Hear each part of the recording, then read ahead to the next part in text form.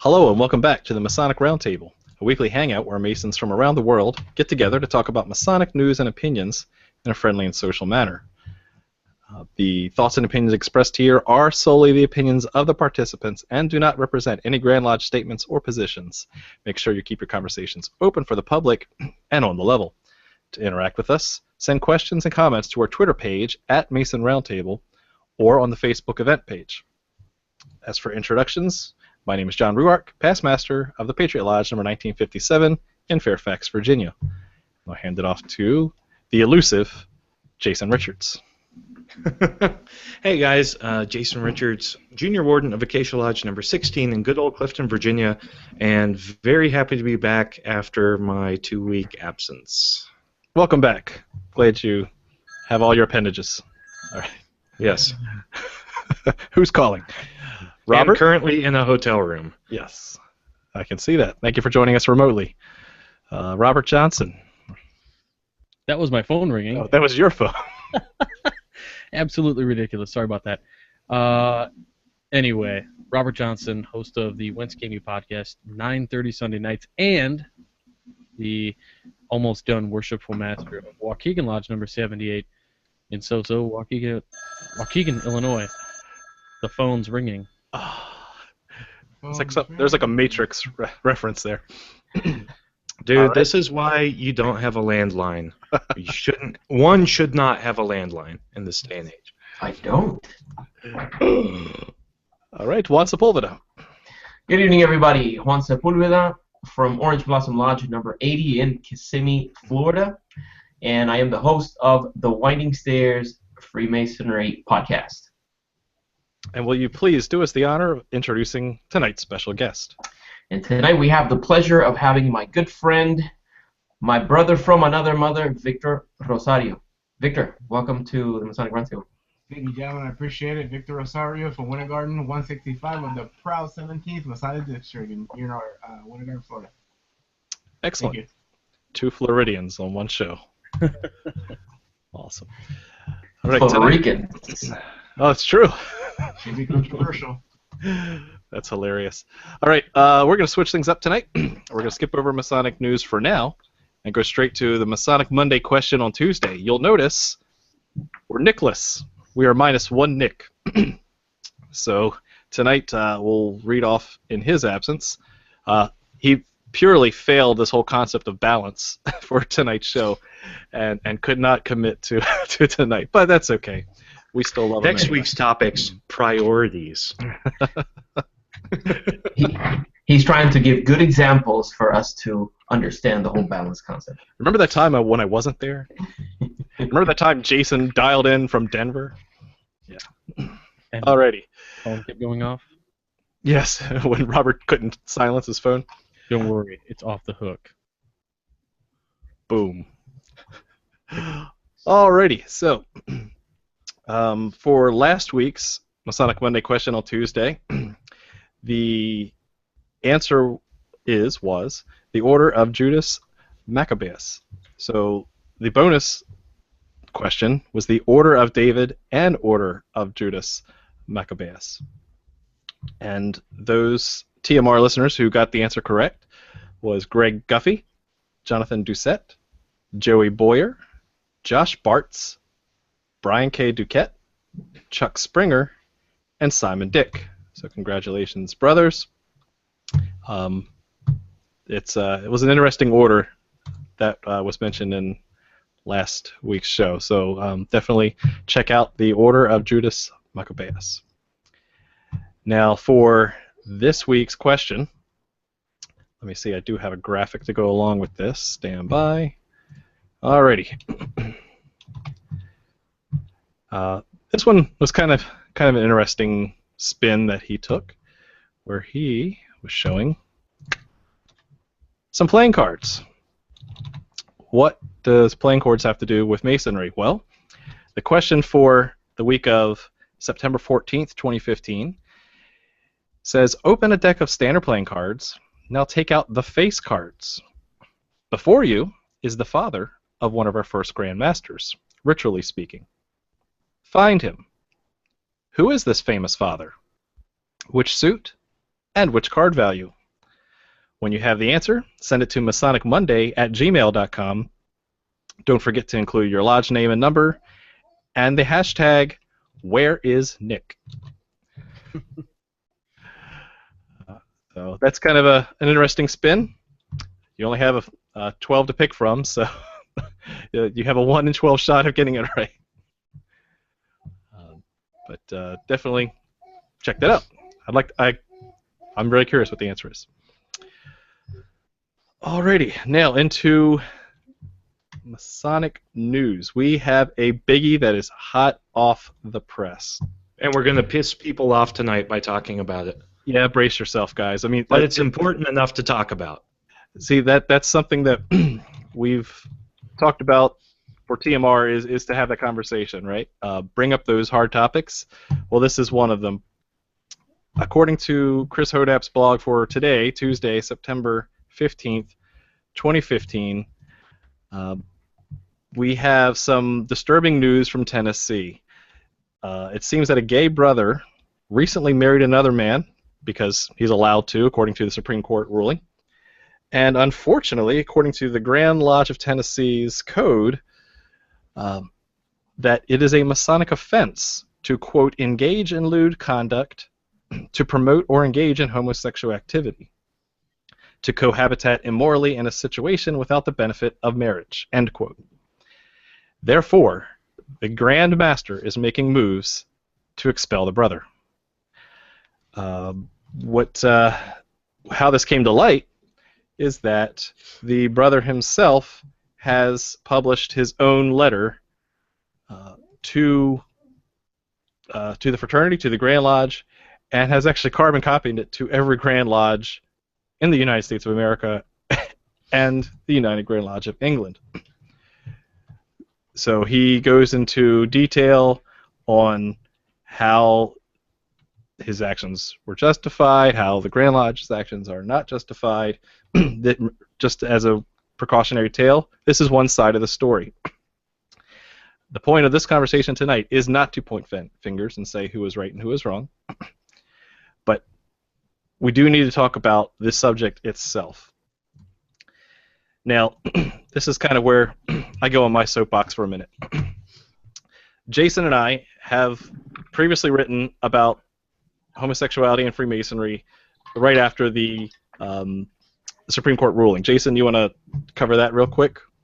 Yeah, real quick 2-second version.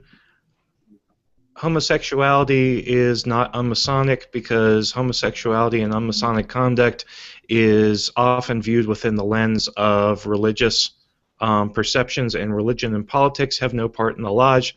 Therefore, homosexuality as a moral question has no right to be called into question within the confines of the lodge. Mm-hmm. However, apparently the Grand Lodge of Tennessee has written it into their code that, and Georgia too, and also confirmed by Chris Hodap, Georgia as well. In fact, as late as September of this year, that homosexual activity is a Masonic offense and can expel you from the fraternity. 1 month before he leaves office. Oh, that's nice. Very nice.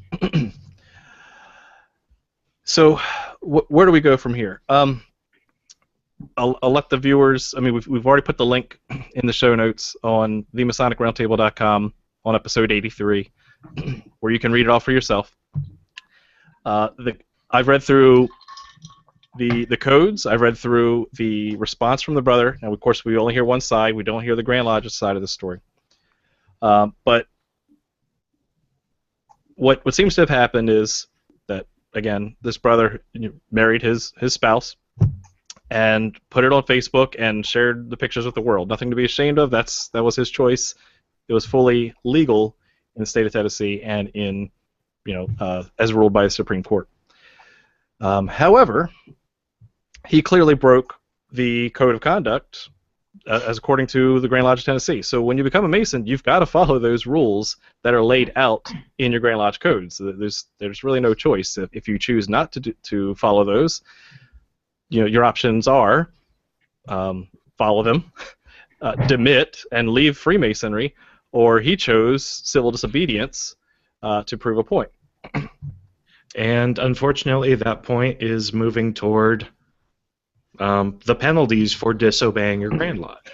Right. And that's the thing, regardless of whether or not it is a legitimate law, it is a law resolution edict from your Grand Lodge, and you are honor bound as a Mason to follow that. If you are not willing to do so, you can't really rely on unwritten rules or hopes that people will just say, oh, that was kind of an old rule and we don't really enforce it. There's no ground to stand on.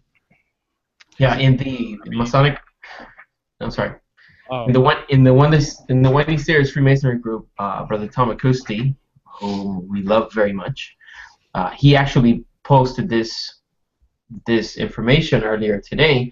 And one of the comments that he put was, what is a Grand Master to do when presented by a brother who is breaking Masonic law according to how it's written? He gave his word that he was going to defend, whenever he's installed. We've been part of many of these installations. He is making a commitment that he's going to follow and he's going to enforce all the laws that are established within the Masonic fraternity. So what is he to do? And I understand there's going to be thousands of people against it, but as a man, he gave his word before his fellow brethren, and he is now pretty much obligated to follow through with his commitment. So let's talk about that. So what is the Grand Lodge to do now that there's this clear act of civil disobedience going on? Well, the issue that the brother has with his Grand Lodge is that the Grand Lodge is obviously being inconsistent in the application of their code of conduct. And what do we mean by that? Well, in that same line that I just read, that cohabitation is also a Masonic offense, to cohabitate immorally in a situation without the benefit of marriage. Therefore, that if those same rules apply to Virginia, which thankfully they do not, my wife and I lived together for 2 years before we got married. And that would have been a Masonic offense, and I would have been expelled from the fraternity. Mm-hmm. So think about how many young Tennessee Masons there are right now that are probably cohabitating with their significant other. How many of them have been expelled? We haven't heard. I'm pretty sure the answer would be close to 0. yeah, I'm going to say it's probably 0. So if I were a betting man, it would be 0. So when does the Grand Lodge choose to enforce certain rules over others? Also, the brother goes into much more detail about the manner of how the Masonic trial is being held. This is another dirty past of other Grand Lodges, not just Tennessee, of where we have rules in the fraternity of when someone's being brought up on Masonic charges that there needs to be a fair and equitable trial. A Masonic trial needs to occur. This brother lays out in his statement that the Grand Lodge is breaking their own rules of how to even handle a Masonic trial. He still does not know who his accuser is. They have not. The Lodge itself voted not to bring this up on Masonic charges, and yet the Grand Lodge did it anyway. So something just does not smell right in Denmark here. So let's say, for the case of example, that he purposefully and knowingly and willingly broke the Tennessee Grand Lodge Code of Conduct, right? Okay, that's his choice. Grand Lodge is also at fault now for being inconsistent in how they apply the rules, and if nothing else, is not giving him a fair and equitable Masonic trial. But at the same time, I would say that it is the Grand Lodge's prerogative to, to enforce as they see fit. But this brings up a really good point of, that it's the website dumblaws.com, and I'm not saying that the Grand Lodge law is dumb or anything of that Put the nature. code up there. Yeah. But a lot of times we get into a rut with legislation, and it happens in the Grand Lodge too, where that law's been on the books for 50 years. It was written in there under an entirely different social context. And I think we have a very serious obligation as Masons in leadership to make sure that instead of being lazy and just letting these laws persist, even though we don't uphold them, not necessarily uphold, but we don't enforce them. We have a duty to take a look at these laws and statutes and say, okay, is this really relevant given today's social context? I want to make a point too. I think that this proves the point that we need to be proactive in the study of the fraternity as a whole. Not just the degree, not just the lessons or the symbolism. There is this other component that is all the legislation that we have been dragging along for all these decades. There might be things in there that are not practical today, that we're just ignoring because there hasn't been an incident in which we are forced to deal with it. Unfortunately, here, based on the Supreme Court's decision, now this is one of many cases that are going to come up where there's going to be this conflict of a brother who is affected by these decisions. So we need to try to be as leaders in our community, in our fraternity, to be proactive and look at these things that perhaps are a little outdated, that need some revision, that need clarification, and do everything possible to push those up through the leadership so that we can, whenever Grand Lodge Sessions comes, we're making good strides in not staying behind of the times. Mm-hmm. So normally I would save this for social media, but it is so good of a question. We're just throwing the whole agenda off tonight. From Brother Chris Busby, a good friend of ours who we met at the Masonic Restoration Symposium. He asked a very pointed question, and he says, okay, what about when a grand constitution of Masonry violates in and of itself the U.S. Constitution? We're bound to uphold civil laws as Masons. What wins? Does he have a concrete example, or is this? Well, this is not hypothetical at this point. If the United States law says that gay marriage is legal, then to go back to him and his civil disobedience. I mean, at what point in United States history did we have civil disobedience when something is clearly wrong and we force them to change it? I don't see a difference here. Mm-hmm. I think this guy is the Kim Davis of Masonry. That's an interesting analogy there. The other thing I want to highlight here, I got two more points on this, is that again, we're not going to pick sides here because we don't know all the details. But it's not our place to anyway, even if we did. Right. Well, everyone's got an opinion, right?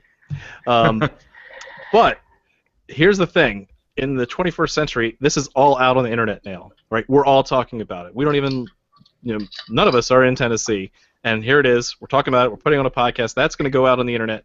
The discussion's happening, right? So no longer are decisions being made isolated to your jurisdiction anymore. This stuff is going out on the internet. Happened last year with Virginia and years before that with other states. There's no going back, guys. So any grandmaster who obviously doesn't understand this thing called the internet, that's going to post these things and hope that they don't get out, they're out now. So regardless of what the decision is, this is now out in perpetuity for people to search, for people to find, for people to research about what Masonry is.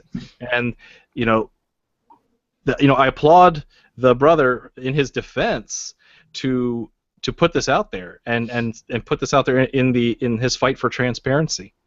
He's not getting the answers through the official channels. This is not unlike some of these other things that are going on with leaks and information leaks and all that's going out there, that people are trying to do civil disobedience, as it were, but do it out in the public. The downside of that is you only see one side, unless the other party shows up and does their transparent side as well, which most of the time doesn't happen.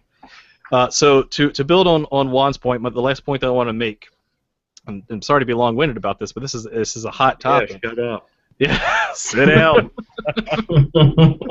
Get back to reading NMQO2. Knock him off the soapbox. Next week, Jason Richards is absent again. Mute. Like Juan said, here's the real summary. It's the responsibility of every new Mason to be intimately familiar with your Grand Lodge laws, rules, and resolutions. And if you don't like any of them, remember, it's been said, you are the Grand Lodge, right? You have to go fix those things, especially before they become an embarrassment to you, your jurisdiction, or the fraternity as a whole, right? This has inspired me that there are things in the Virginia Code that I will try to change, right? Because I would rather them be fixed the right way than come out the wrong way. So there's the end of my soapbox. Read your laws, brethren. Be intimately familiar with what's allowed, how long those things have been on the books. But if you don't like it, fix it. Don't get too intimate. Your Grand Lodge might not like it. That's true. Check the code of conduct before you get too intimate with your Grand Lodge laws. Well, and you know what? There's also another side to this, which is the fact that Masonic trials, ostensibly are supposed to be, not necessarily secret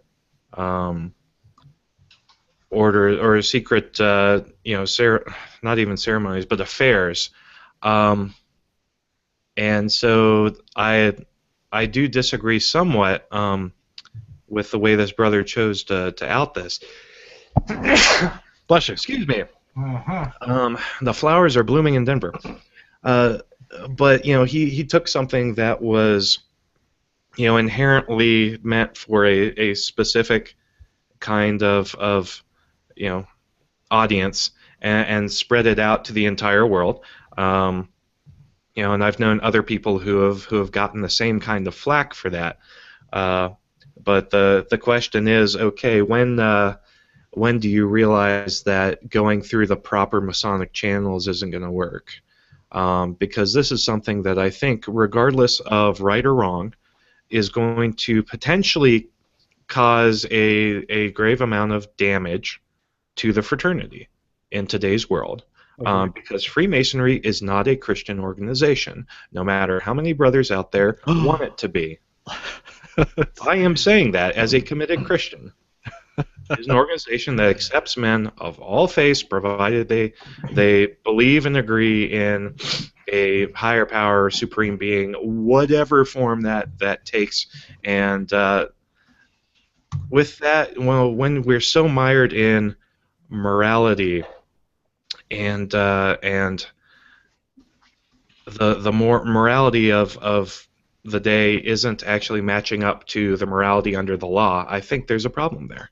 Mm-hmm. One thing I wanted to bring up too, there's a website that hasn't been updated since 2012, but it's called MasonicLeaks.com, and it was meant for apparently people to do exactly this. If they have a beef with their Grand Lodge, they would post a lot of things out there that were kind of meant to be internal documents, and it's been out there. I'll let you guys explore that at your leisure, but yeah, this is yet a continuation of that. He didn't post on MasonicLeaks.com, but there it is. Wow. These sites exist. It's whether or not you like them, whether or not your Grand Lodge likes them, they're there. Yeah. The internet. I don't know. I have an issue with that logic though, because it's like our secrets are out there. So just because things are out there doesn't mean that we should support them. But that's a completely different topic. No, I totally agree with that. Totally agree with that. Yeah, I'm just saying that whether or not you like it, it's there. That's true. Yeah, we can't. Even for all of us, it's out there. All right, Victor, you've been kind of quiet. You want to chime in on that? Not on this subject. I'm gonna plead the fifth, like a certain IT person. All right, so let me see if I can do a good segue here. My recommendation to both the brother and the Grand Lodge is to have some balance and not try to make your passions go too far one way or the other, and bring it in so we can have some harmony. So let's talk about balance. Let's talk about balance. Let's talk about balance. Victor Rosario was brought on because he's a good friend and brother of all of us, but more especially to Juan Sepulveda. Great guy from what I understand. I haven't met him in person yet, but he and I have. He's legit. Okay, good. So he's been vouched for. Good to hear. He's vetted, yeah. Ish. Yes. But I know that a lot of the philosophies and moral issues that we like to talk about offline or even share with on Facebook have more of an inner peace to them. And so I wanted to let Victor Rosario kind of kick things off tonight and talk about his view of what balance is and how it relates to the fraternity. So the floor is yours. Man, so balance in the fraternity is delicate, right? I'm sure all of us can agree. I think most of us here on this panel are family men. We have our spouses and we have our children, and I am fortunate enough to be part of a lodge that demands excellence. We're very active, and we're known in our district for great degree work, and we take it very seriously. And that at times means we practice a lot. Sometimes twice a week, easily, if we're putting on degrees with new brethren. And once we get into a routine, kind of later towards the year, like we are now, having done so many degrees, we're meeting at least one additional night a week. So it's a weekly commitment to more than one night a week, which is not told to you when you become a Mason. But I am fortunate. I love the fact that my brothers seek to provide our initiates with a great experience. They only get that once, and even as they're passing race, every single thing that we do in our lodge is done with perfection in mind. And it is a great thing to be a part of a lodge that regards that experience as a once in a lifetime deal, and every single person there understands that. I enjoy that very much. The opposite side of the coin is that depending on what stage in life we are in with our families. In my case, I have a 6, a 4, and a 3-year-old. The time that they require, and not so much require, but that I wish to spend with them, and that I want to spend with them, is supremely important above all things. And as we know with our cable tow, we must keep everything in balance, which is the name of the show today. And that can be very delicate at times. There's times that I get home and the kids already know that that has a meeting tonight or something like that, and it is tough. Some nights it's tough. Some nights tougher than others. Especially when it's new work and new brethren there that are having to learn the floor work and whatever have you. It gets tougher some nights, and it only, as I know Robert, being a worshipful master, and some of the other guys, it only gets busier and busier as you progress through the chair. So I'm only a senior deacon right now, and my involvement with the lodge is only going to continue to increase as I progress through the chairs, and it's definitely something that weighs on you. And there's always that question of how much are you willing to sacrifice? As you See, I like that. I like that word though. And today I asked the question kind of like to probe people on the group and on the page, and I received that word, sacrifice. How much you are willing to sacrifice. And if you here's the thing. If beforehand you're specific about how much you're willing to invest, it doesn't have to be a sacrifice.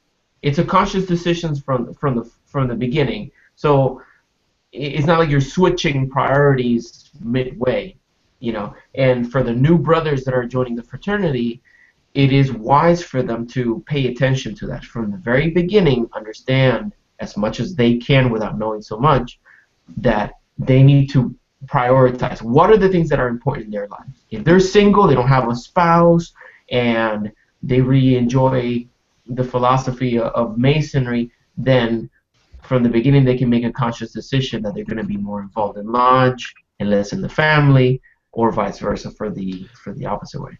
But they need to be aware, and I've talked to several Masons who have lamented over this fact. Masonry is not a place to go to meet girls. Yeah, it is. So, Hey, I've never went that.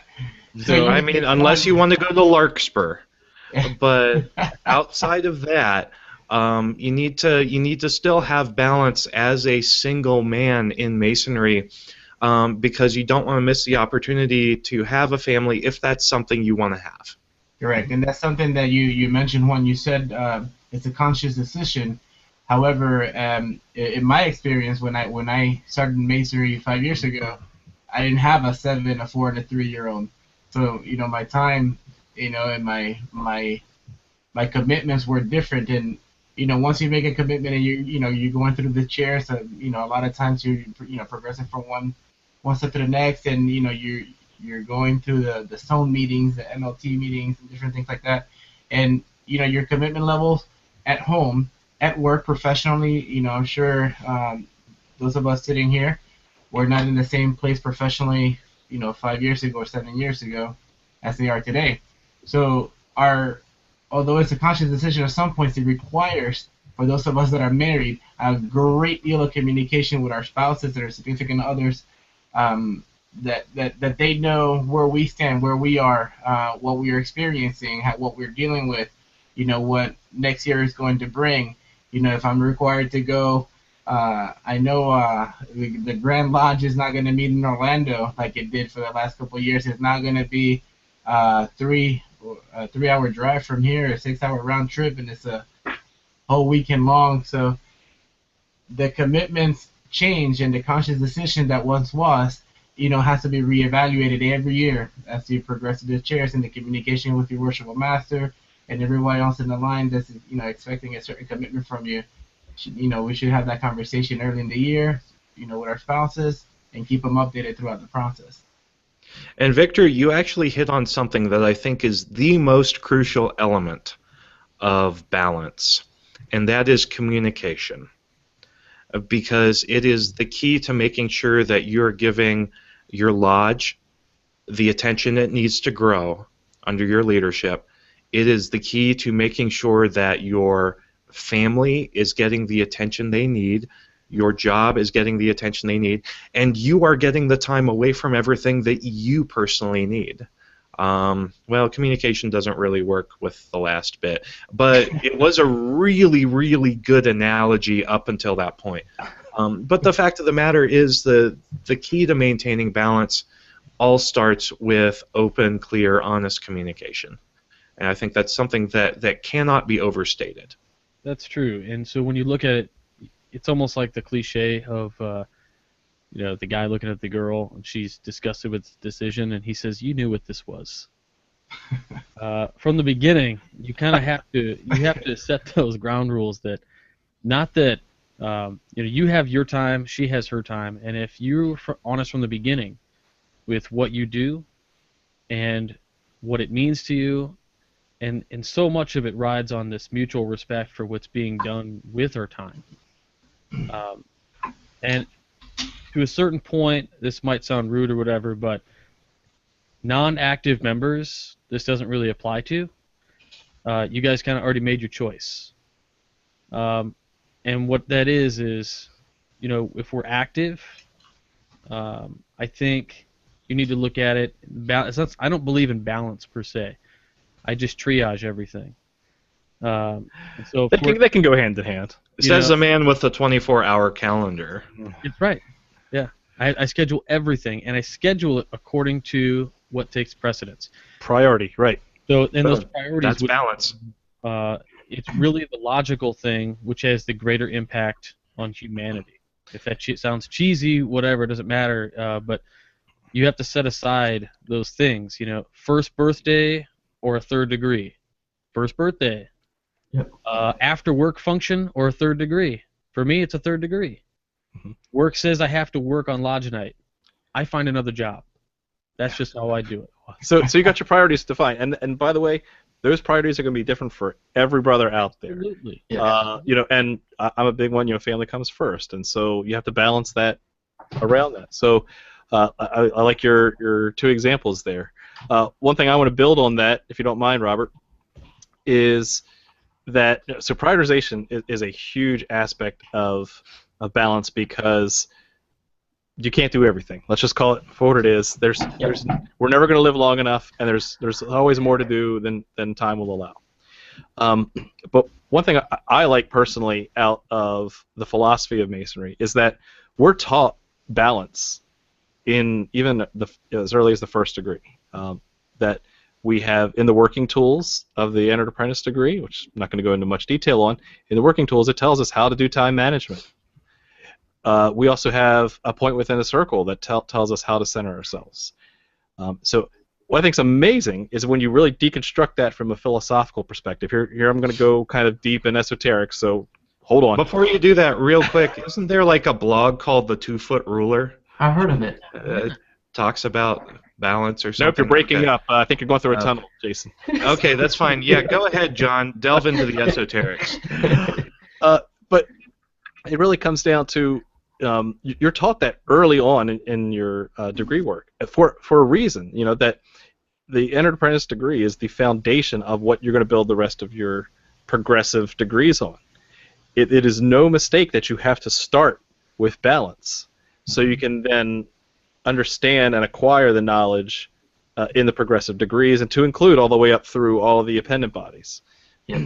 Foundationally, balance is key. So again, I'm not going to go into the specifics, but I will say that for me, one thing that's helped is time management. Right? Benjamin Franklin did a time management thing where he accounted for every single hour of the day. I'll see if I can find a link to that and share that. I recommend every one of us do the same. That if you can't account for all 24 hours of the day, then you're missing out, or you're giving up something voluntarily that you could be doing something else, right? It's a waste of time. It starts with your priorities, right? But you still got to lay it out to where it fits. Napping is never wasted time. See, if it's a priority. I have to say that as a Mason, if you take what we're doing for real serious, you need to understand what's at stake. And I think if you think that what's at stake is anything less than the future of humanity, I don't think you got the memo. Yep. I have to say along those lines, if you think about this, and I know I've told Victor this before, think of Alexander the Great, Genghis Khan. All these people that today we think, oh my God, they conquered half of the world, half of the known world by one man before they reach 30, before they reach 40. At the pace that we're going on, we're not gonna conquer anything. And guess how much time they had to do the things that they had? They had 24 hours in a day. They had 7 days in a week. The same as we did. The only difference is that they were a lot more aggressive than we are, but they had their goals, they had the strategy to achieve them, and they left no room for diddly-dallying. They died at like 45. Yeah, exactly. They better have conquered the world by 40 because they only got 5 years left. Exactly. Mortality rates are a myth. Yeah. So that's the thing to keep in mind. It's like, just like Robert says, what is at stake is our future. It is. It's your future is humanity's future. And if we take the lessons in Masonry seriously and we apply them, instead of trying to race to become a Knights Templar and race to reach the 32nd degree, how about you focus on the first degree, on the lessons that are contained therein, and once you feel comfortable that you have applied those, then you move on to the second one. Now let me build on that. But I got to get my red hat. This is and then my white hat. Yeah, touche, kind sir. Get that title. Don't go title hunting. Let's go fishing for hats. Let me go build exactly what you were going to start with. Fishing for hats. There's Jason. He caught a big one. I wish I had a hat around here to throw.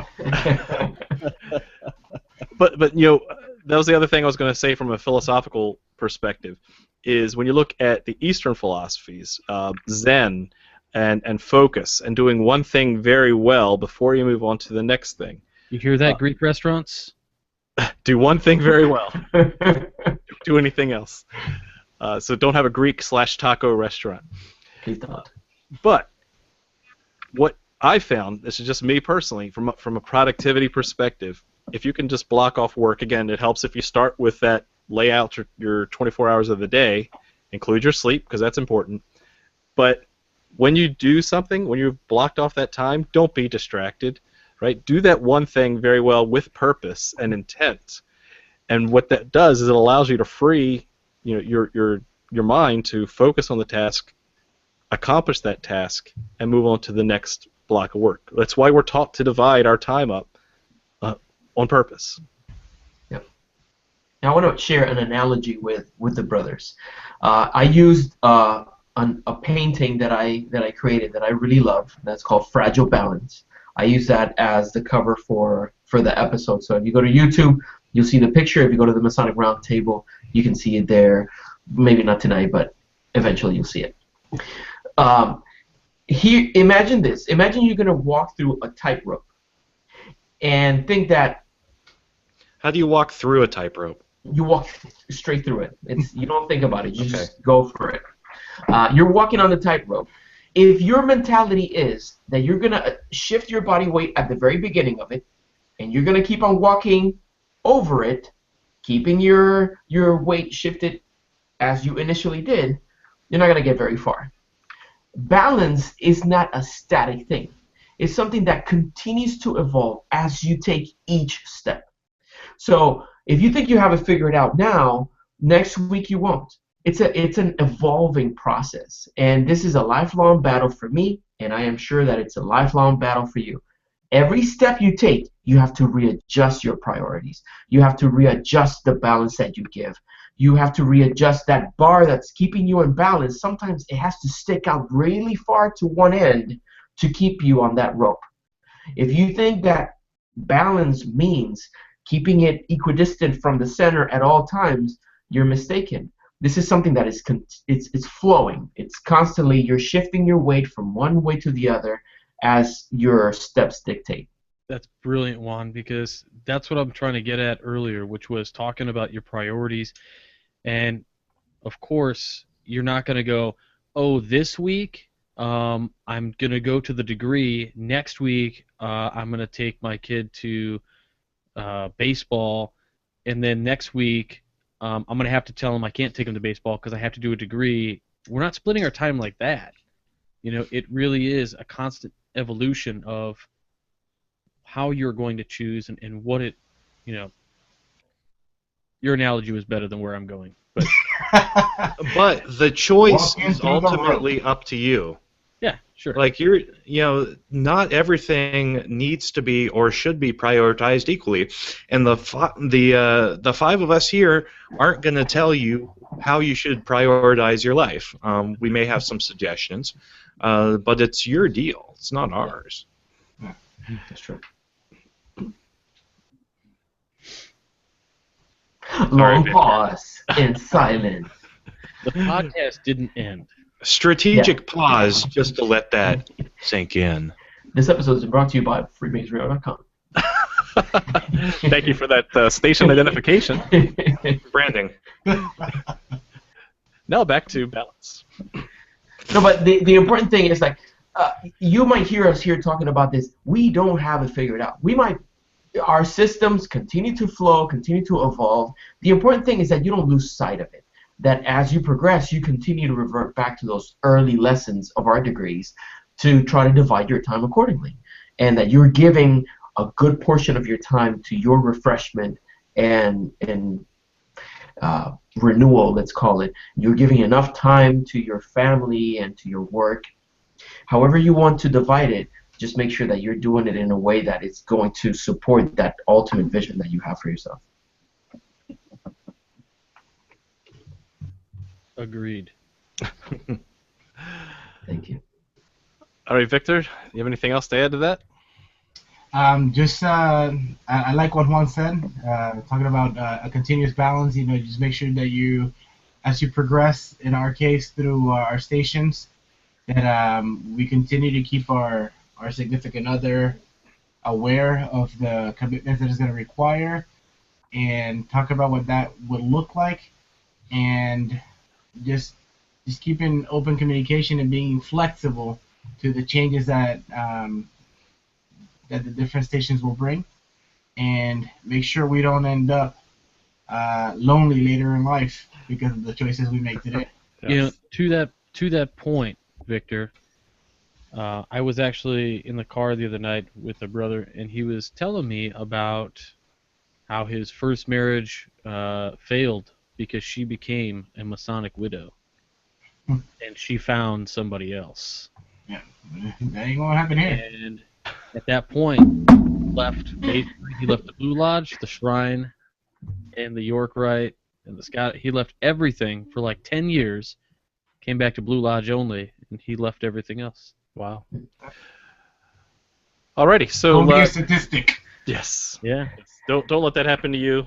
Make sure you Well, identify your balance. Jason, And before we get to social media, we talk a lot about balancing Masonic obligations with other things, and I know we've touched at least on balance within Masonry, but different. You don't have to do everything at once, as we've mentioned, but if you've gone through Blue Lodge or you find an appendant body that you're really interested in, it's perfectly okay for you to focus more on one body than another. John's just elected king of his Royal Arch chapter, so congratulations to him. 0 to king in about the span of 30 minutes. yeah. That's perfectly fine, but don't feel pressured to do everything, because if you try to do everything, especially Masonry, you will do everything poorly and you'll piss a lot of people off. Yes. Good point. Alrighty, so let's switch to social media and see what they're talking about, Jason. So I have to share an amazing picture from Jared Chapman, our good friend and brother, who is from California. And there we go. The screen share wasn't come up for some reason.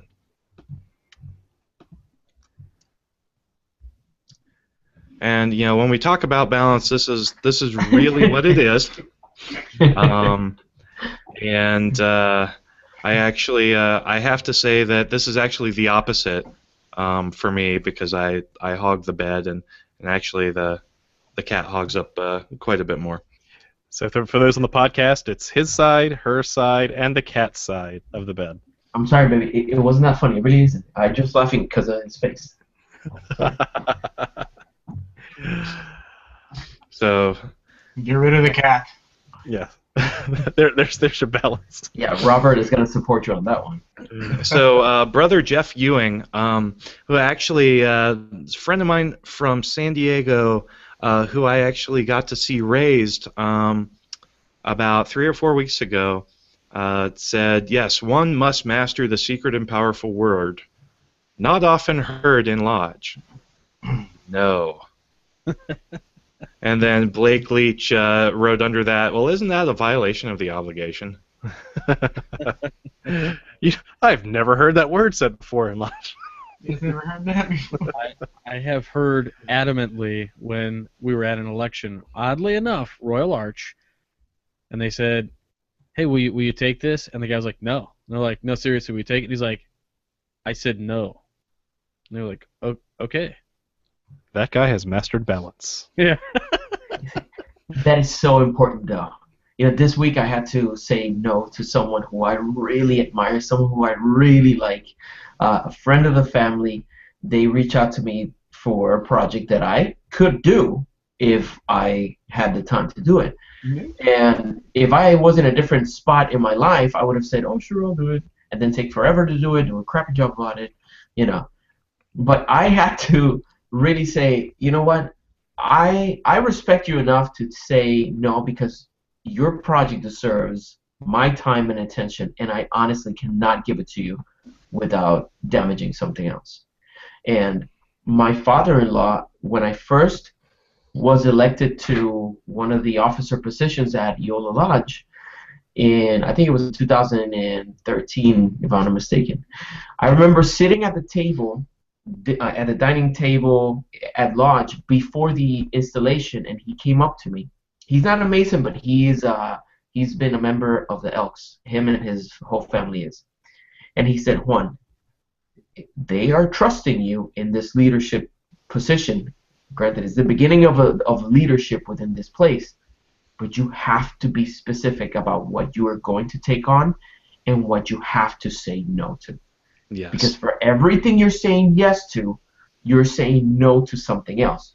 Or you're saying to something else, I'll deal with you whenever.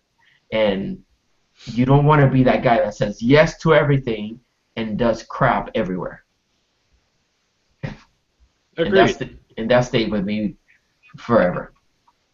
Well, when we're talking about balance within Freemasonry, R.J. Hughes had a very, very good adage, although a bit of a downer. It says, "Tackle Freemasonry as the grave digger tackles his workload, one body at a time."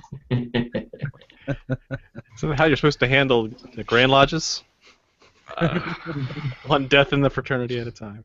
Oh, Oh, hey. Oh. Bad form. Or was it? Come on. Did we morph from that? Did we morph into that other podcast? Yeah, right. No. So go ahead. There was one on Twitter I wanted to mention before we moved off was BK Mason 753 says, he gives them the order to handle things like family, job, lodge, and God, right? So we've talked about how do you manage your workload, how do you manage your lodge load, how do you manage your family. But we do have our own individual faiths as well, and that has to be a priority as well, especially how you balance everything else. So I think that's a great point to bring up, that just because we're busy people and it's the 21st century, everybody is involved in everything. Don't forget the additional things that help you center yourself.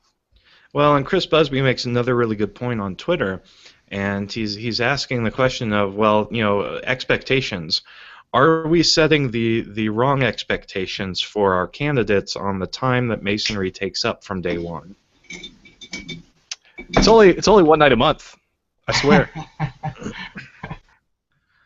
Anybody heard that? At that point, you don't really know the commitment of the person interested. You really don't know what they're willing to give.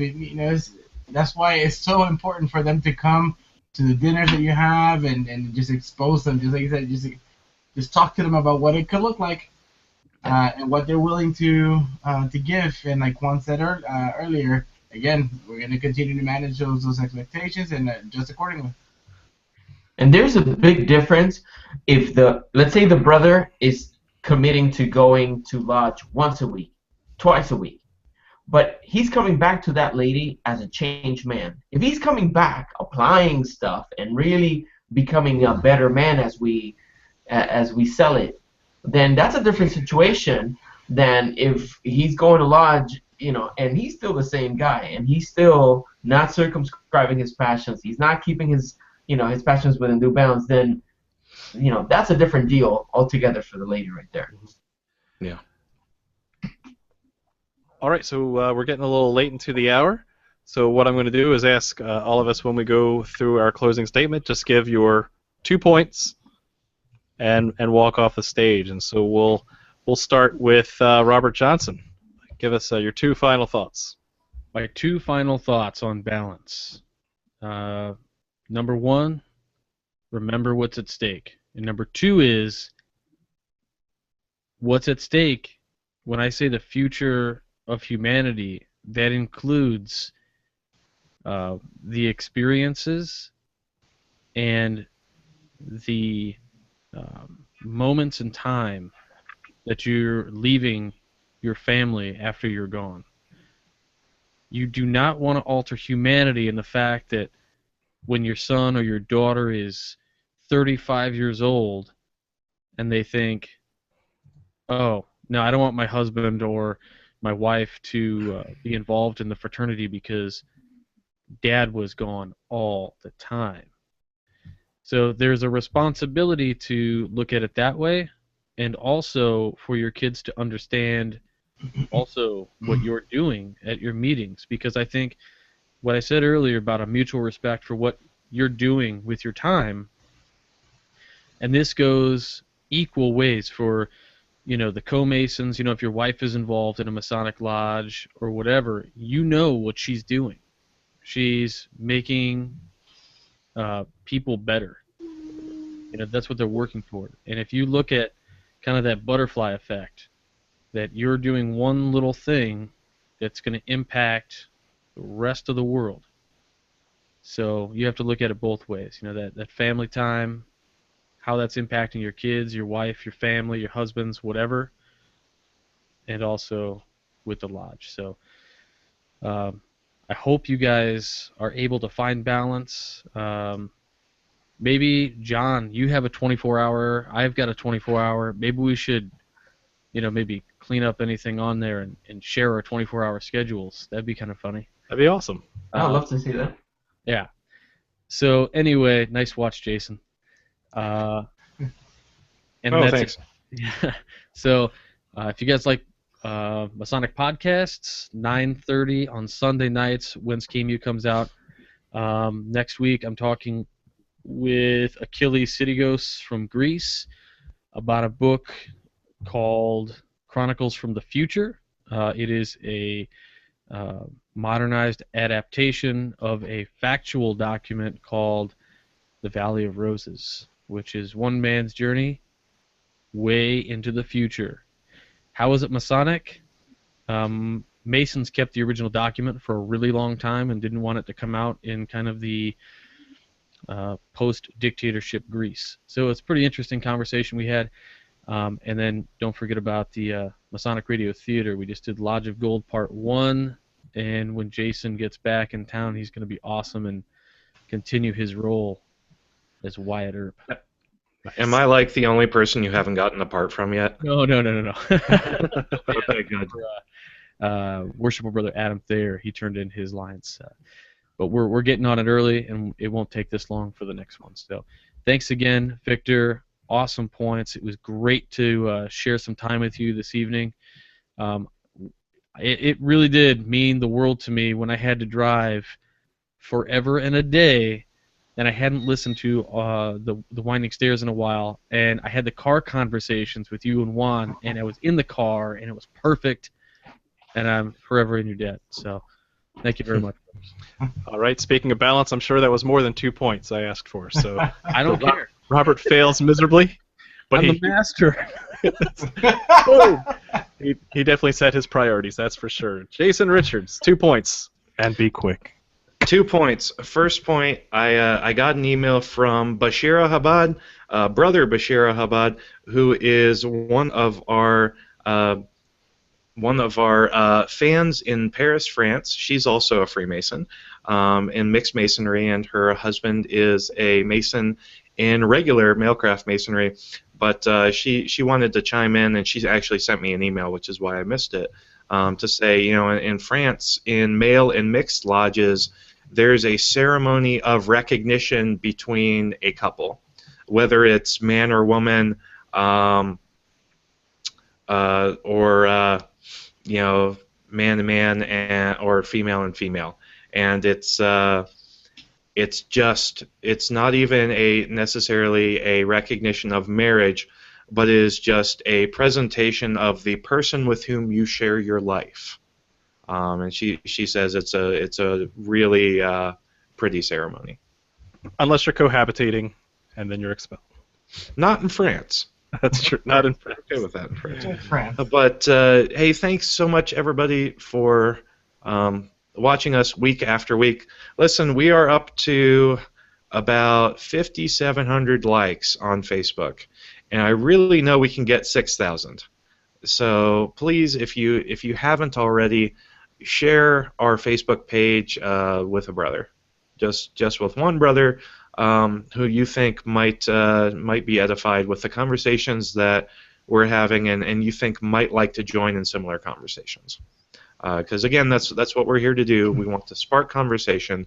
We don't back away from very difficult topics like the one we discussed in Masonic News tonight. And we're not the end all to be all for authoritative Masonic podcasting. Well, maybe we are, but Okay. no, I'm kidding. But the fact of the matter is, everybody in the fraternity has to talk about the hard things, and balance is one of those hard things.